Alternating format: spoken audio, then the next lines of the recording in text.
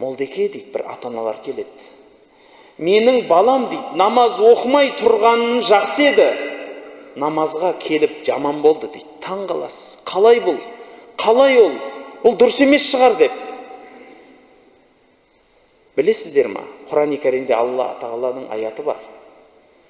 Инна салата танха анил фахшаи вал мункар.